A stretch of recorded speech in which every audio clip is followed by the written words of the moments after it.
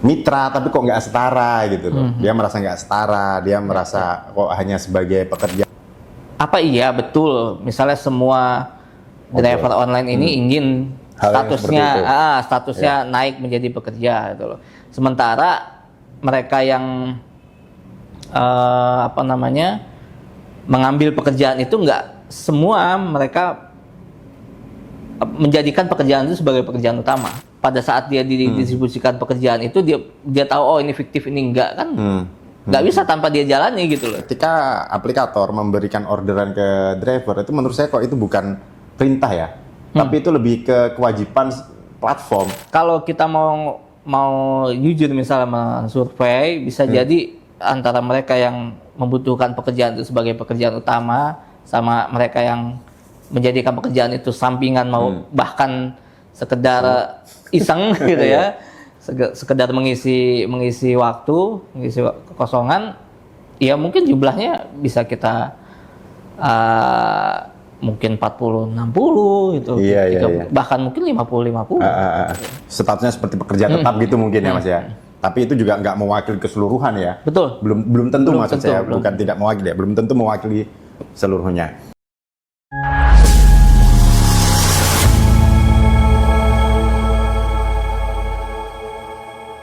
Assalamualaikum warahmatullahi wabarakatuh. Halo teman-teman, selamat datang di program kita. Ini program baru, namanya program reaksi.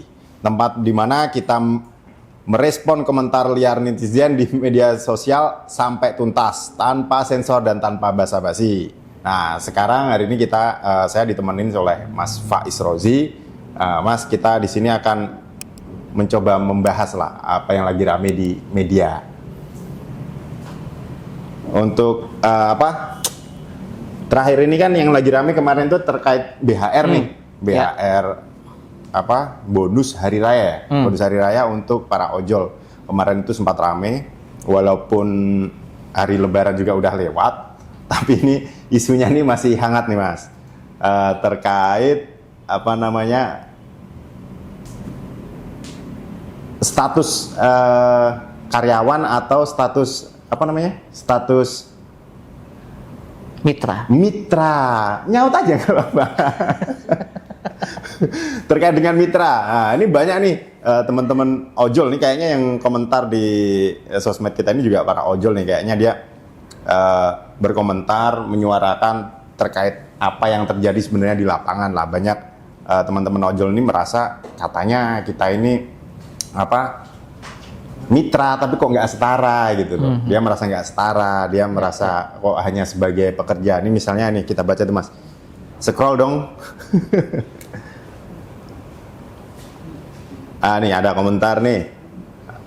Oke, baik, kesampingkan soal THR atau BHR. Nah ini teman-teman ojol nih yang di sini kayaknya udahlah yang lewat. Memang benar status mitra itu setara, harus sama-sama menguntungkan karena kenyataannya di lapangan kami jadi jongos aplikator. Betul banget, jika kalau memang kedudukan setara, kenapa untungnya nggak dibagi rata? Nah, ini gimana nih Mas? Iya. Tanggapannya? Terkait dengan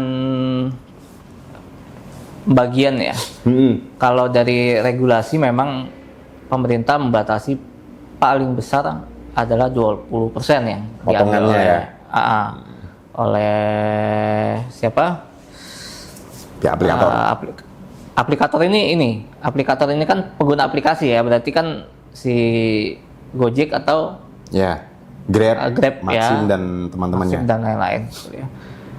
Nah, pembagian 80-20 itu kan berarti 80 itu untuk si driver, mitra, si driver, 20-nya untuk si penyelenggara aplikasi. Ya. Dari komentar ini kalau sama itu apa harus sama 50-50 atau gimana nih maksudnya yang dibilang setara itu apakah harus 50-50? Kalau pemerintah memang udah 20 kan harusnya udah untung lah ya. Iya, makanya maksud dari si mitra ojol ini, ojek online ini, mereka maunya apa? Ya.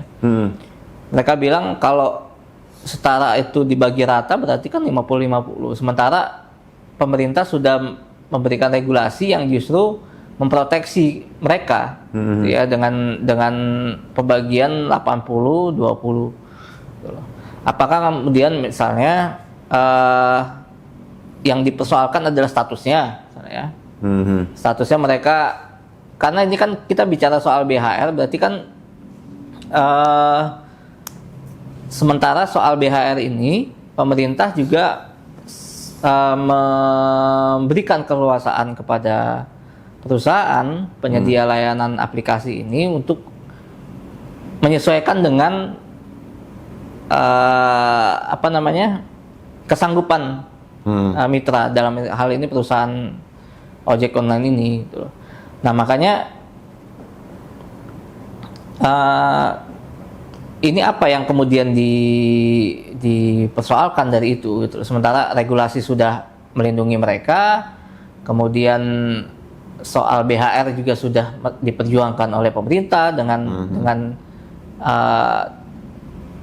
ada kewajiban, walaupun kewajiban itu juga tetap melihat kesanggupan dari perusahaan itu sendiri. Oke, berarti ini yang komentar harus dibagi rata ini sebenarnya malah merugikan dia sendiri ya. Kalau rata kan misalkan 50-50, karena pemerintah kan sudah mengeluarkan peraturan ya, permen ya kalau nggak salah ya.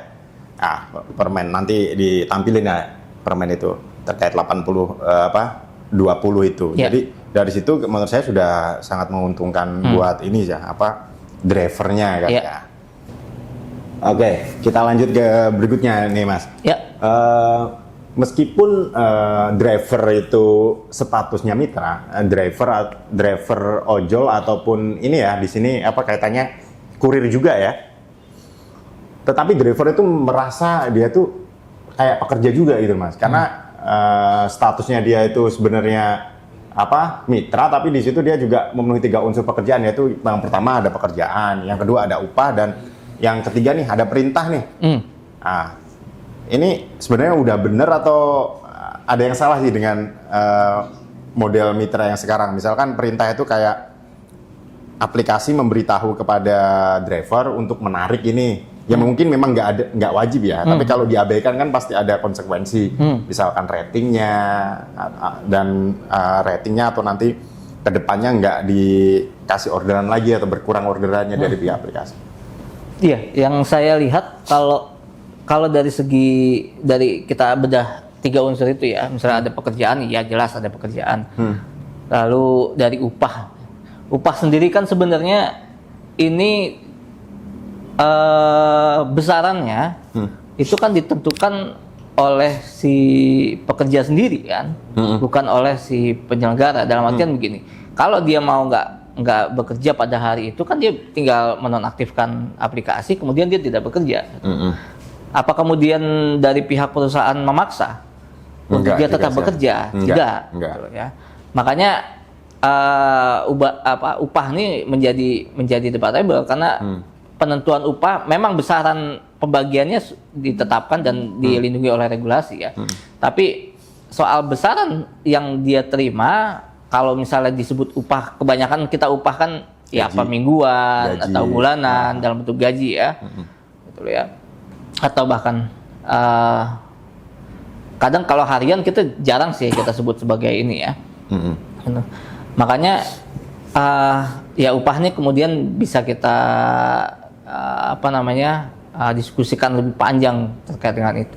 Kalau kita bedah satu lagi terkait dengan perintah kerja ya, betul. Perintah kerja. Perintah kerja itu kan juga itu dia balik lagi ke yang tadi saya jelaskan. Kalau dia tidak mau kemudian bekerja pada hari itu, kan dia kemudian bisa menonaktifkan aplikasi itu. Kalau dia mengaktifkan pada hari itu aplikasi itu, kemudian dia didistribusikan pekerjaan pada hari itu, ya otomatis dia harus siap. Gitu. Iya. Beda dengan kalau misalkan statusnya karyawan ya. Kalau kita menolak nggak boleh tuh tugas. Nah, di sini statusnya bisa itu kan menolak ya. Kalau ini ada juga nih komentar lagi nih. Ya lumayan nih. Terus kalau aplikator minta kita jangan menolak orderan gimana? Kan kita mitra, orderan fiktif juga jangan ditolak gitu ya. Ya sama kayak tadi Mas ya. Iya, betul. Gitu. Makanya ya status dia dengan mengaktifkan aplikasi itu kan menjelaskan bahwa dia siap menerima orderan gitu ya. Perintah tidak langsung sebenarnya kan. Perintah itu kalau dia menolak juga nggak masalah, walaupun mungkin ada konsekuensi. Konsekuensi yang diberikannya kan sebenarnya untuk melindungi pengguna ya, konsumen dalam hal ini ya, untuk melindungi konsumen gitu. Kalau di sini misalnya ada orderan fiktif juga jangan ditolak. Apakah kemudian dia bisa baca pada saat dia didistribusikan pekerjaan itu dia tahu oh ini fiktif ini enggak kan? Nggak bisa tanpa dia jalani gitu loh. Iya. Gitu. Dan kalau begini Mas, kalau saya melihatnya gini, ketika aplikator memberikan orderan ke driver itu menurut saya kok itu bukan perintah ya, tapi itu lebih ke kewajiban platform. Oh iya. Iya kan ya. Betul. Nah, karena kewajibannya platform itu kan memberikan menerima orderan dari konsumen dan menyalurkan ke orang yang butuh pekerjaan itu tadi kan ya. Nah itu semacam konsekuensi ketika dia sudah mengaktifkan platform. Dia artinya sudah siap gitu loh. Kecuali kemudian dia misalnya secara tiba-tiba dia sudah aktif terus dapat orderan terus ya entah misalnya dia tiba-tiba dihubungi keluarganya untuk pulang, kemudian dia kan tinggal menonaktifkan. Iya, benar. Nah kebanyakan yang kemudian menolak itu hanya memilih-milih kan. Iya. Gitu loh, memilih-milih mereka nggak mau ke arah sana misalnya, mereka nggak mau ke arah sini atau nggak mau misalnya konsumennya ini gitu kan. Kalau mereka tahu misalnya oh ini konsumennya dari gedung ini, dia nggak mau misalnya. Kan ada masalah dengan ada masalah misalnya. Ada mantannya di situ kan. Oke, kita lanjut Mas ke kita lanjut diskusi. Kita balik lagi ke yang itu tadi BHR. Nah, karena kan BHR ini juga masih ini kan ada yang membahas lagi nih walaupun Lebaran udah lewat nih. Di sisi Kemenaker itu juga mulai menyusun aturan agar BHR itu bisa cair tuh tiap tahun gitu. Tidak hanya tahun kemarin tapi berkelanjutan lah, tahun-tahun ke depan juga bakal ada gitu. Bukankah yang perlu dirubah itu status hubungan kerja ojol dan aplikatornya ya, daripada dari yang bermitra menjadi pekerja dan menolak untuk menjadi UMKM? Iya. Lagi-lagi kan ada keunikan pola kerja ya. Dari perusahaan yang konvensional dengan perusahaan penyedia layanan jasa aplikasi ini.